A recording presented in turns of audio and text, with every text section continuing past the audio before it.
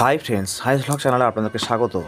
আজকের যে বিষয় নিয়ে আলোচনা করব তা হলো আজকের যে এসএসসির 11-12-এর যে পরীক্ষা ছিল, সেই পরীক্ষার মধ্যে একটি পরীক্ষা ছিল হিস্ট্রি। সেই হিস্ট্রির প্রশ্নোত্তর নিয়ে আলোচনা করব। তবে ভিডিওটি শুরু করার আগে আপনাদের কাছে একান্তই আবেদন, আপনারা যারা ভিডিওটি দেখছেন তারা অবশ্যই করে চ্যানেলটিকে সাবস্ক্রাইব করবেন, ভিডিওটিকে বন্ধুদের মধ্যে শেয়ার করবেন, লাইক দেবেন।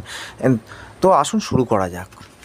প্রথমে প্রশ্ন হচ্ছে, দেখুন, মোহামেডান অ্যাংলো ওরিয়েন্টাল কলেজ কোন বছরে প্রতিষ্ঠিত হয়? না, মোহামেডান অ্যাংলো ওরিয়েন্টাল কলেজ প্রতিষ্ঠিত হয় 1875 খ্রিস্টাব্দে। তাহলে এইটা হচ্ছে সঠিক উত্তর। তারপরের প্রশ্ন হচ্ছে, মহাভারত আদিতে কী নামে পরিচিত ছিল? মহাভারত আদিতে জয়সংহিতা নামে পরিচিত ছিল। তারপর 3 নম্বর প্রশ্ন হচ্ছে, দ্বিতীয় বৌদ্ধ সংগীতি কোথায় অনুষ্ঠিত হয়েছিল? না, বৈশালীতে অনুষ্ঠিত হয়েছিল। 4 নম্বর প্রশ্ন হচ্ছে, ভারত ছাড়াও আন্দোলনের পরে কোন মিশন বা কমিশন ভারতে এসেছিল? না, মন্ত্রী বা ক্যাবিনেট মিশন। প্যারিসের শান্তি সম্মেলন যেটা 1919 খ্রিস্টাব্দে অনুষ্ঠিত হয়েছে, তাতে কটা দেশ যোগ দিয়েছিল? না, 32টি দেশ যোগ দিয়েছিল। তারপরের প্রশ্ন হচ্ছে, শশাঙ্কের রাজধানীর নাম কি? শশাঙ্কের রাজধানীর নাম হলো কর্ণসুবর্ণ বা কাঞ্চনা। কোন উপন্যাস থেকে অনুশীলন সমিতির নাম নেওয়া হয়েছিল? না, আনন্দ মঠ থেকে অনুশীলন সমিতির নাম নেওয়া হয়েছিল। তারপরে প্রশ্ন বলছে, দেখুন, নিম্নলিখিত আজাদ হিন্দ ফৌজের আধিকারিকদের মধ্যে কে আজাদ হিন্দ ফৌজের লালকেল্লার বিচারের সম্মুখীন হননি? না, কে ছিলেন? না, মোহন সিংহ হচ্ছে বিচারের সম্মুখীন হন। তারপরে প্রশ্ন বলছে, দেখুন, গুপ্ত সাম্রাজ্যের পতনে কোন শক্তির উল্লেখযোগ্য ভূমিকা ছিল? অর্থাৎ গুপ্ত সাম্রাজ্য যে পতন হয়েছিল তাতে কার উল্লেখযোগ্য ভূমিকা ছিল? না, হুন আক্রমণ ছিল গুপ্ত সাম্রাজ্যের পতনের উল্লেখযোগ্য কারণ। 1757 সালে সিরাজ উদ্দৌলা কোন ব্রিটিশ বাণিজ্য কুটি আক্রমণ করেছিলেন? না, কাসিমবাজার আক্রমণ করেছিল। শাহজাহান তার কোন ছেলেকে শাহ ইকবাল উপাধি দেন? দারা শিকোহকে দেন। তারপরের প্রশ্ন হচ্ছে, খানুয়া যুদ্ধ কবে সংগঠিত হয়েছিল? না, 1527 খ্রিস্টাব্দে। খানুয়া যুদ্ধ কবে সংগঠিত হয়েছিল? না, 1527 খ্রিস্টাব্দে। তারপরের প্রশ্ন হচ্ছে, বিজয়নগরের কৃষ্ণদেব রায় কোন বংশের রাজা ছিলেন? না, তুলুভা বংশের রাজা ছিলেন। গ্যাস্টিনের চুক্তি কবে স্বাক্ষরিত হয়? গ্যাস্টিনের চুক্তি স্বাক্ষরিত হয় 1865 খ্রিস্টাব্দে। তারপরের প্রশ্ন, দ্বিতীয় বিশ্বযুদ্ধের পরে আমেরিকা এবং সোভিয়েত রাশিয়ার মধ্যে সম্পর্কের অবনতি ঘটায় সবথেকে যে কারণটি, সেটি হলো কি না, জার্মানির ভবিষ্যৎ নিয়ে তাদের মধ্যে মতানৈক্য। এটা হচ্ছে সঠিক উত্তর। তারপরের প্রশ্ন, কোন বছর স্বামী বিবেকানন্দ তাঁর বিখ্যাত শিকাগো বক্তৃতা প্রদান করেন? 1893 খ্রিস্টাব্দে। শিকাগো সম্মেলন যেটা হয়েছিল সেখানে তার বক্তৃতা দিয়েছিলেন। কোন কংগ্রেস সভাপতি ক্রিপস মিশন এবং লর্ড ওয়াভেল উভয়ের সঙ্গেই দৌত্য করেন? এনার নাম ছিল হচ্ছে আবুল কালাম আজাদ। সুফি সাধক নিজামুদ্দিন আউলিয়ার সঙ্গে কোন সুলতানের বিরোধ হয়েছিল? না, গিয়াসউদ্দিন তুগলকের বিরোধ হয়েছিল। দিল্লির কোন সুলতান দেবগিরিতে রাজধানী স্থানান্তরিত করেছিলেন? না, এনার নাম হচ্ছে এই সুলতানের নাম হচ্ছে মোহাম্মদ বিন তুগলক। ফেব্রুয়ারি বিপ্লবের পরে কে ফ্রান্সের শাসক ছিলেন? না, লুই লেপোলিয়ান। দ্য ইন্ডিয়ান মুসলমান, ব্র্যাকেটের মধ্যে ইংলিশ নামটা, গ্রন্থটির লেখককে? না, উইলিয়াম উইলসন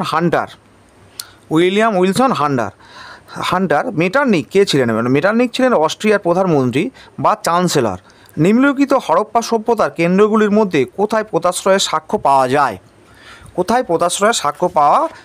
যায়? না, লোথালে পাওয়া যায়। তারপর হচ্ছে, মহাবীরের প্রতীক কি? মহাবীরের প্রতীক হলো সিংহ। তারপরের প্রশ্ন, সুলতানি যুগে কোন জনপ্রিয় চিকিৎসা ব্যবস্থার প্রচলন হয়? না, ইউনানি। দিল্লি সুলতানের প্রকৃত স্থাপত্যিতা কাকে বলা হয়? না, ইলতুৎমিশকে বলা হয়। তারপরের প্রশ্ন, এ নেশন ইন মেকিং গ্রন্থটির কার লেখা? না, সুরেন্দ্রনাথ ব্যানার্জির লেখা। তারপরের প্রশ্ন হচ্ছে, মাজমা উল বাহরেন গ্রন্থটির লেখককে? না, দারা শিকোহ। নিম্নলিখিত মুঘল শাসকদের মধ্যে কার নামে ফতেহাবাদ একটি মসজিদ আছে? ফতেহাবাদ একটা মসজিদ আছে, কার নাম? না, হুমায়ুনের নামে। তারপরের প্রশ্ন হচ্ছে, কোন বছর সারা ভারত মুসলিম লীগ প্রতিষ্ঠিত হয়েছিল? 1906 খ্রিস্টাব্দে।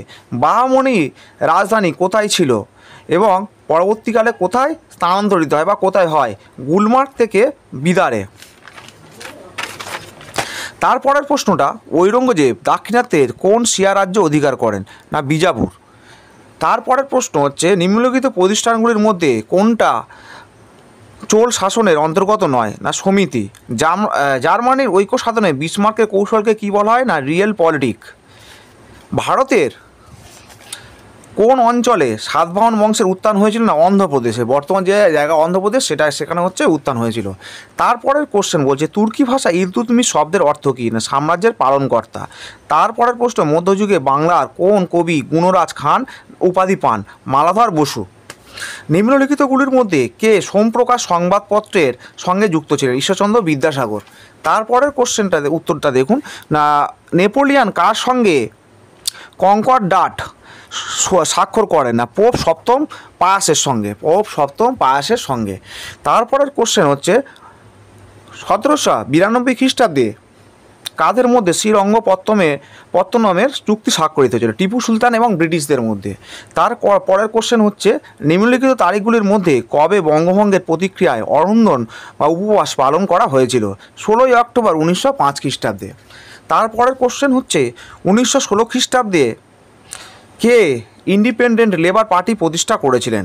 না এটা করেছিলেন বি.আর. আম্বেদকর। তারপরের প্রশ্ন হচ্ছে রানা প্রতাপের পিতার নাম কি? উদয় সিংহ। রানা প্রতাপের পিতার নাম হচ্ছে উদয় সিংহ। তারপর 1911 খ্রিস্টাব্দে কোন চুক্তির মাধ্যমে তুরস্ক ইতালিকে ত্রিপলি ছেড়ে দেয়? লুসানের চুক্তির মাধ্যমে। নিম্নলিখিতগুলির মধ্যে কে লক্ষণ সেনের সমসাময়িক ছিলেন না? লক্ষণ সেনের সমসাময়িক ছিলেন না কৃত্তিবাস ওঝা।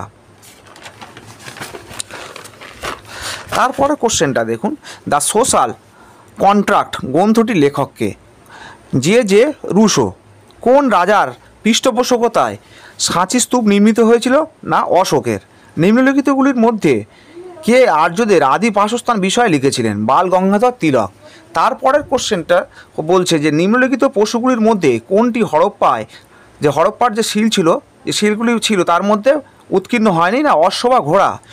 1939 সালে সুভাষচন্দ্র বসু কোন রাজনৈতিক দল প্রতিষ্ঠা করে? না ফরওয়ার্ড ব্লক। তারপরে হচ্ছে রাষ্ট্রকূট বংশের প্রতিষ্ঠাতা কে ছিলেন? দন্তি দুর্গ। সীমান্ত গান্ধী কাকে বলা হয়? সীমান্ত গান্ধী বলা হয় খান আব্দুল গাফফার খানকে।